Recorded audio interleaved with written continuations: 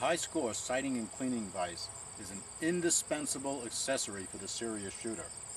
First, you can sight in 3 to 5 shots. We'll show you how to do that shortly. Second, it doubles as a cleaning vise. The way it works is that you can move the various sections back and forth along these sliding bars here so that you can adjust to any length gun. Even if you tighten it up, you can even use it for some pistols. In order to sight in, you need to be able to fire a good 3 or 5 shot group. Our recommendation is to rearrange the components this way so that you have a stable base to fire your group from.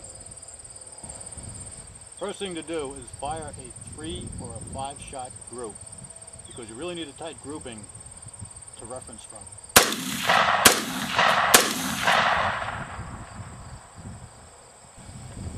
Now this is the 3-shot group that we fired using a AR-15 223. You note that we made a cross-type target for the simple reason that using this type of target is much easier to reference the alignment of the crosshairs.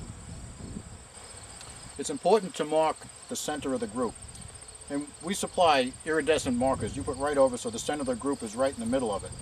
Now, for the purpose of this exercise, we have removed the target, but in actuality you would leave the target in place. The next thing you want to do is put the rest in the same approximate position as when you fired your shots. And then you want to adjust the rest, adjust the various sections so that the gun is firmly cradled in the rest. Make sure that the pedestal comes all the way up here so that the forend is resting solidly on it. Make sure the forend is tightened solidly in the V-notch. This will ensure that the rest is in good position. Tighten the screws on the vise. Okay, now that the stock of the gun is snugly anchored in the vise, you don't want to make it too tight just so it doesn't move about. Now you want to fasten the Velcro strap around the front. Pull it down good and tight. Pull it back upon itself like this. Now the gun is solidly anchored. At this point we need to reference our original point of aim. Now to do that, unload your gun, get it set in the vise just the way we have it here, and then you don't want to touch the adjustments on the scope at this point.